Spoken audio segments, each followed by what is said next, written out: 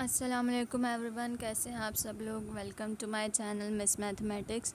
उम्मीद है आप सब लोग खैरियत से होंगे। आज हम एक्सरसाइज 2.4 को कंटिन्यू करेंगे। तो एक्सरसाइज 2.4 का क्वेश्चन नंबर 12 देखते हैं। तो चलें पढ़ते हैं। क्वेश्चन 12 लिखा है, using slope find the fourth vertex of parallelogram if 7, -1, -3, 1 and -5, 5 are the 3 consecutive vertices. सबसे पहले कंसेक्यूटिव वर्टिसेस का मतलब समझ लीजिए। कंसेक्यूटिव वर्टिसेस किसे कहते हैं कि जो एक सीक्वेंस में वर्टिसेस जा रहे हो, मतलब ए के बाद बी आए, बी के बाद सी आए, सी के बाद डी आए। तो ये फिगर को देखिए, ए के बाद जो दूसरा वर्टिस लिखा है वो बी है, तीसरा सी है और चौथा क्या है, डी। तो that is called consecutive vertices. अब हमने सबसे पहले सॉल्यूशन की हेडिंग डाली, हमने तीनों को जो है लेट करके नेम दे दिया और चौथे वर्टेक्स को हमने डी कह दिया, जो कि x4 और y4 हमें मालूम करना है। तो हमने कहा A B C and D be the vertices of parallelogram, जो कि क्या है, पैरेललोग्राम का ए बी सी डी है। अब स्लोप का फॉर्मूला सबसे पहले देखें, आप लोगों ने स्लोप्स कितने निकालने हैं। आप लोग ए बी का स्लोप निकालेंगे, देन बी सी का, देन सी डी का। तो इस तरह जितने स्लोप्स आप लोग निकाल सकते हैं निकालेंगे, क्योंकि ये चारों क्या हैं, बेसिकली लाइंस हैं। सही है। स्लोप्स क्यों निकालेंगे, क्वेश्चन में कहा गया है बाय यूजिंग स्लोप। तो यहाँ पे लिखा है since slope of A B is equals to m1। हमने यहाँ कहा ए बी का जो स्लोप होगा हम उसे m1 कहेंगे, बी सी का जो होगा उसे m2, सी डी का जो होगा उसे m3 और डी ए का जो होगा उसे m4। तो m1 is equals to y2 minus y1 over x2 minus x1। फिर हमने बताया हेयर करके कि x1 y1 क्या है और x2 y2 क्या है। तो देखें x1 y1 क्या है, 7, -1 और x2 और y2 क्या है, -3, 1। तो m1 के फार्मूला में जो कि ये लिखा हुआ है m1 is equals to y2 minus y1 over x2 minus x1, हमने लिख दिया सारी चीज़ें जो जो हमें गिवन है। जैसे कि y2 की जगह पे हमने लिखा -3 और y1 की जगह पे हमने लिखा -1। Same as it is x2 की जगह पे हमने लिखा -3 देन -7, सिंप्लीफाई किया तो m1 हमारे पास आ गया -1/5।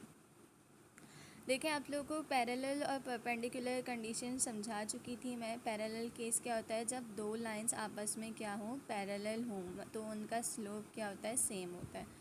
और दो लाइंस अगर आपस में परपेंडिकुलर होंगी तो उनका स्लोप कैसा होता है, उनके स्लोप्स का प्रोडक्ट -1 के इक्वल होता है। यह हम पहले पढ़ चुके हैं। तो अगर आप इस फिगर को देखें तो ए भी आपको किसके पैरेलल लग रहा है, पैरेलल मतलब सेम, जो उनके दो लाइंस के बीच का डिस्टेंस आपको सेम दिख रहा हो। तो ए बी पैरेलल है किसके, डी सी के या सी डी कह लीजिए। ये बात हमें समझ आ गई। Same as it is B C किसके पैरेलल है, डी ए के। तो पहली बात तो ये थी कि हमने m1 कैलकुलेट बहुत इजीली कर लिया। अब आगे चल के देखते हैं कि हमने करना क्या है। तो चलें अब हम स्लोप कैलकुलेट करते हैं डी सी का। ए बी का हमने कर लिया है, अब डी सी का हम स्लोप क्यों कैलकुलेट कर रहे हैं, क्योंकि वो दोनों आपस में पैरेलल हैं। ए बी किसके पैरेलल है, डी सी के। तो हमने since slope of D C is equals to m2 और m2 का भी फार्मूला लिख दिया। वैसे तो जो फार्मूला है वही है y2 minus y1 over x2 minus x1। यहाँ y3 माइनस y4 क्यों लिखा है, क्योंकि according to the given vertices हमने ये फार्मूला बनाया। अब y2 माइनस y1 लिखिए और x2 माइनस x1 लिखें, कोई फ़र्क नहीं पड़ता। हेयर करके x2 x1 y2 y1 की ये वैल्यूज़ लिख दें, -5, 5 और y4 x4। तो देखिए आप लोगों ने हेयर करके x3 y3 और x4 y4 की वैल्यूज़ बताई क्या हैं, m2 के फार्मूला में उसको पुट किया। अब आप लोगों ने लिखा सिंस ए बी किसके पैरेलल है, डी सी के। ये बात आप लोगों को पता है, ये जो बीच में दो लाइंस लिखी हुई हैं इसका मतलब क्या होता है कि ये पैरेलल कंडीशन को शो करते हैं। और जब भी पैरेलल कंडीशन की बात आती है तो दोनों लाइंस का स्लोप इक्वल होता है, मतलब m1 इक्वल हो जाएगा m2 के। तो देखिए यहाँ लिखा हुआ है m1 इक्वल हो जाएगा m2 के। m1 कितना है -1/5 और m2 कितना है ये गिवन है आपके पास, जो आप लोगों ने कैलकुलेट कर लिया। आप लोगों ने क्या किया, सिंपल क्रॉस मल्टीप्लिकेशन की। क्रॉस मल्टीप्लिकेशन का मतलब 5 को लेफ्ट हैंड साइड पे, 5 को राइट हैंड साइड पे ले गए, डिनोमिनेटर वाले 5 को, और डिनोमिनेटर वाले -5 -x4 को राइट हैंड साइड पे ले गए, सिंप्लीफाई किया, एक इक्वेशन बना ली। सही है, वो इक्वेशन क्या बन गई है, x4 + 5 y4 is equals to 20। इसको इक्वेशन नंबर 1 का आप लोगों ने नाम दे दिया। सही है, आप लोगों ने क्वेश्चन आपको क्या कहता है, फोर्थ वर्टेक्स मालूम करें। तो फोर्थ वर्टेक्स मालूम करने के लिए आप लोगों ने पहले एक का m1 स्लोप निकाला, देन m2 स्लोप निकाला। m2 आपने किसको कहा, कह दिया आप लोगों ने कि DC जो है m2 है। फिर आप लोगों ने क्या काम किया, स्लोप ऑफ BC जिसको आपने m3 का नाम दिया। BC क्यों कैलकुलेट करें, अब BC किसके पैरेलल होगा, AD के। या आप फिगर में चेक करिएगा, BC का स्लोप आप लोगों ने कैलकुलेट किया तो वो BC का स्लोप आप लोगों के पास आ गया -2।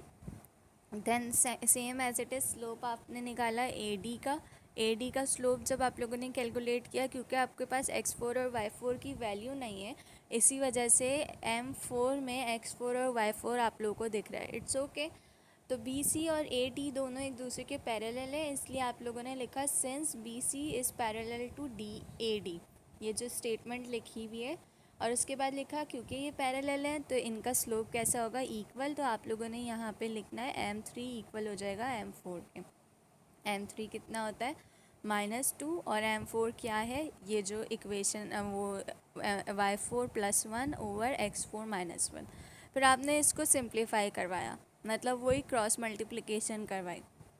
जब क्रॉस मल्टीप्लिकेशन आप लोगों ने करवाई तो यहाँ आप लोगों की एक और इक्वेशन आराम से बन गई, जिसको आपने क्या कहा, इक्वेशन नंबर 2, जो कि क्या है y4 + 2x4 is equals to 13। अब आप लोगों के पास दो इक्वेशन बन गई हैं। इन दो इक्वेशन को साइमल्टेनियसली सॉल्व करें, एडिशन सब्ट्रैक्शन के मेथड से सॉल्व करें या किसी भी तरीके से। देखिए मैट्रिक क्लास में आप लोगों ने 3 तरह के मेथड्स पढ़े, मल्टीप्लिकेशन वाले भी, साइमल्टेनियस वाले भी और एडिशन सब्ट्रैक्शन वाले भी। किसी भी मेथड से सॉल्व करके आप लोग x4 y4 ईजिली कैलकुलेट कर सकते हैं। तो देखिए यहाँ पे जो है इक्वेशन को सेटिस्फाई करने के लिए कि कोई एक टर्म कैंसिल हो जाए, इक्वेशन 1 को 2 से मल्टीप्लाई किया। तो ये देखें इक्वेशन 1 पीछे आप लोग चेक करिएगा थी x4 + हाफ, इसको जब 2 से मल्टीप्लाई करवाया तो ये जो इक्वेशन बन गई इसको नाम दे दिया इक्वेशन नंबर 3। इक्वेशन नंबर 3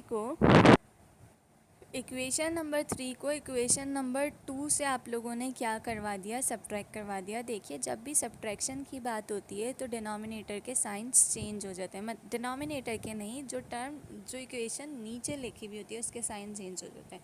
ये क्यों होता है, देखिए जैसे मैं बोल रही हूँ 4 - 2। अब आप चले जाएँ क्लास 2 में, जब आपको कहा जाता है तो 4 - 2 करें तो आप लोग क्या करते थे, पहले ऊपर 4 लिखते थे, देन माइनस का साइन, देन 2।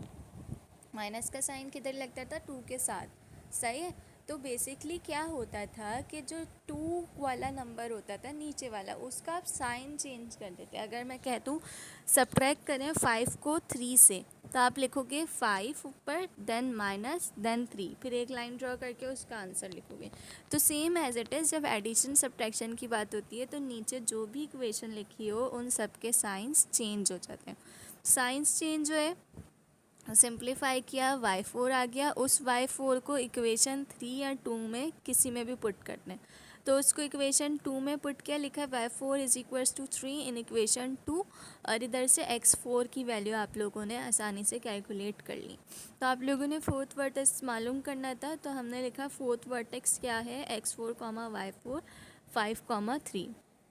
क्वेश्चन में हमें ये कहा गया था कि एक पैरेललोग्राम है जिसके 3 वर्टिसेस आपको गिवन है और एक आप लोगों ने मालूम करना है, और स्लोप की कंडीशन से मालूम करना है। जब भी बात स्लोप की आए और लाइंस गिवन हो तो आप लोग पैरेलल और परपेंडिकुलर वाला केस यूज़ करके बहुत इजीली किसी भी लाइन का स्लोप मालूम कर सकते हैं। और स्लोप मालूम करने के बाद आप लोग कोई सा भी वर्टेक्स इस तरह इक्वेशन को साइमल्टेनियसली सॉल्व करवा के मालूम कर सकते हैं।